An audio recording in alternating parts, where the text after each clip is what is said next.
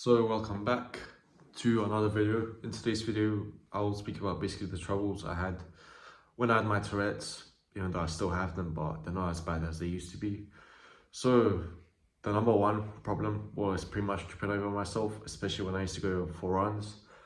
I used to trip over myself quite a lot, especially I remember when I was in Lithuania, there was quite a lot of potholes, and my tics would basically purposely make me run and just trip over myself, and I'd come back with bloody hands and legs. And yeah, and pretty much every time I had to run, I had to hold myself and try to trip over, especially when my tics really wanted to do it, when there were people around or just in the most awkward and shittiest place.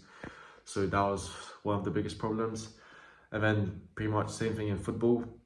You know, I had to chase other players, my tics would make me trip over, or just in general start like kind of, I don't know, twitching. And it just made everything pretty much so much harder, especially when I had to go and run with the ball. Even though I was focused, there was still a little bit like of that temptation to do it. Even though like when I'm more focused, I do it less, or at least I'm not focusing on Tourette's. But there's still sometimes, from time to time, I really want to like kick a ball or just trip over myself when I'm running with the ball.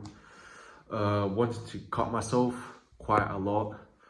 I'd always, especially I remember when I had catering in secondary school, I'd always cut myself. Pretty much every lesson I'd like cut my finger, try and stab myself, just the most stupid stuff. Or when we'd have like barbecue at my house, I'd always want to put my hand in it.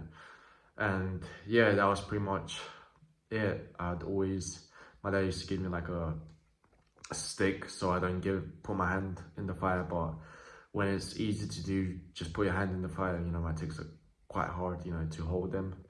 And yeah, pretty much I had to hold myself in every shit situation. So even when I had hot water, like tea or coffee, I'd always want to spill it all over myself, or just in general spill it on someone or on myself, or just break the cup, drop it, or and even the most simple situations, my tics are quite bad, and they always want to basically hurt me or make my life harder and make other people's life harder. So even if I get new stuff, like maybe I'd get like when I got a new phone, my tics just want to break it. I'd want to like punch it or scratch it, or just drop on the floor.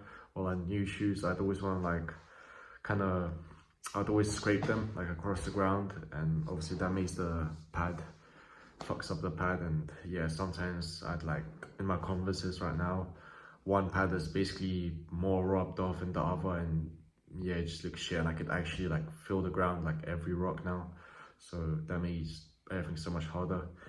And yeah, pretty much falling off my bike, anything that could make that could cause me pain or problems, my tics probably basically want to do. So yeah, and it was hard to hold it. Even the easy ones, like the easier to do something, the harder it is to hold in.